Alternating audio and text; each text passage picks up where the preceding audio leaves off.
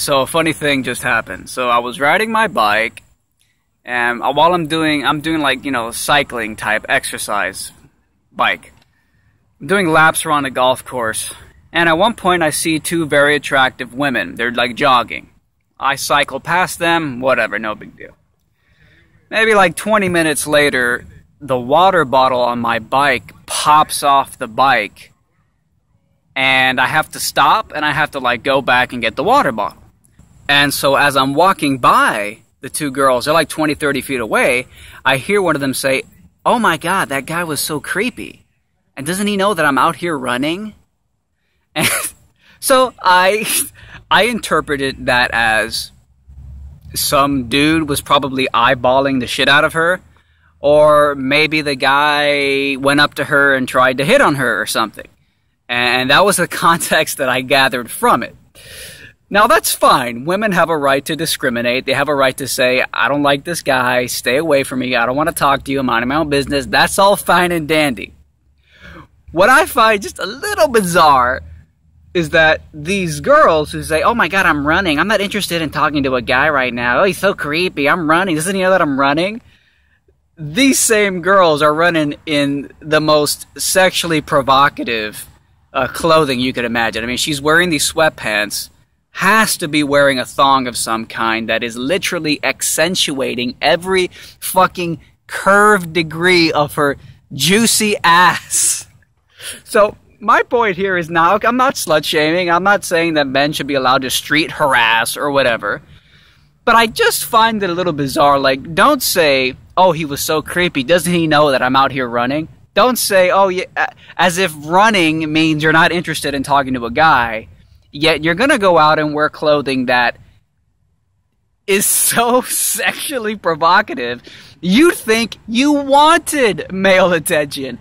You'd think you wanted men to take notice of you, of your fat, juicy ass as it jiggles, you know, fucking down the fucking sidewalk and shit. That's not very traditional, and, you know, I think that a man should really pay for the first date. Fuck that. We're splitting the bill.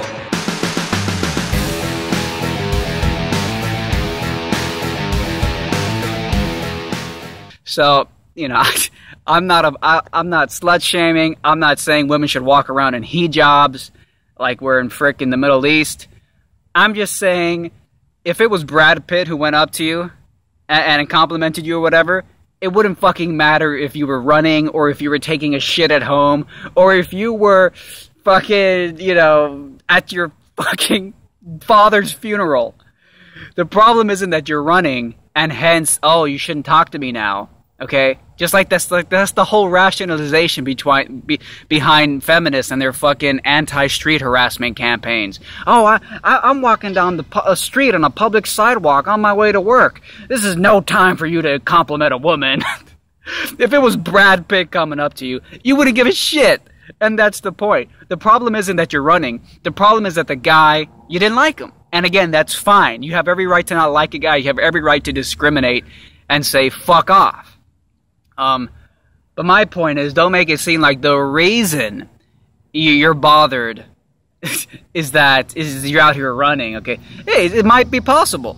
But again, if you're just out running for the sake of running, I find it interesting that you wouldn't wear something a little looser. Hey, loose is generally a lot more comfortable. In my experience anyways. I don't wear like tight. I mean, look, these are like sort of loose. I don't want to give you a full crotch shot. Loose, you know? Shorts, but you gotta go out there in the tight sweatpants, literally probably absolutely wearing a thong, maybe wearing nothing, just every degree circumference of your body accentuated.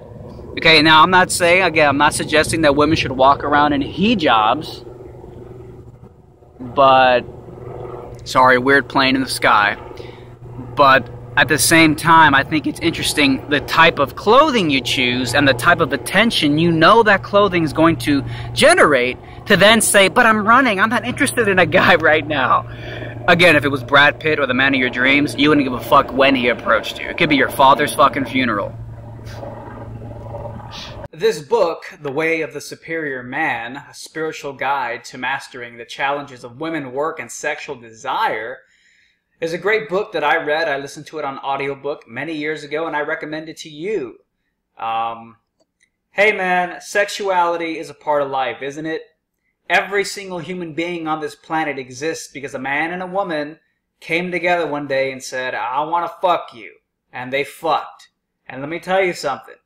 Inherent in biology, in the physical nature of a penis penetrating into a warm, wet vagina, this is for mature audiences only, by the way,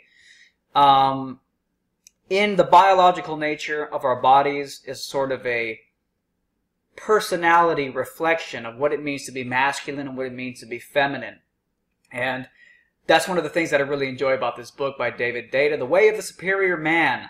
It's available on audiobook. I'll put the link to this book in the description below.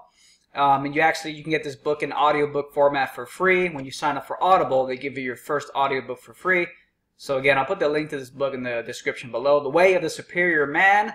Understand the nature of the feminine. Understand the nature of the masculine.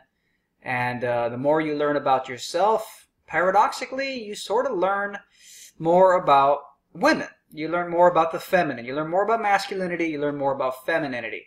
And hey, this book could be great for women too, especially in this feminist age where feminist brainwashing is telling women, repress your vagina, repress your desire to get on your knees and serve the cock. That's shameful, blah, blah, blah, blah, blah. This book could probably be great for women too. But yes, it appears that the masculine and the feminine are two halves, the yin and the yang. So in a sort of a way, to understand one half is to understand the other half.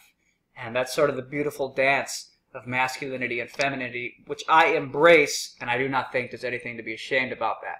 So again, guys, The Way of the Superior Man, the link is in the description below. Thank you for watching. That's not very traditional, and I think that a man should really pay for the first date. Fuck that. We're splitting the bill.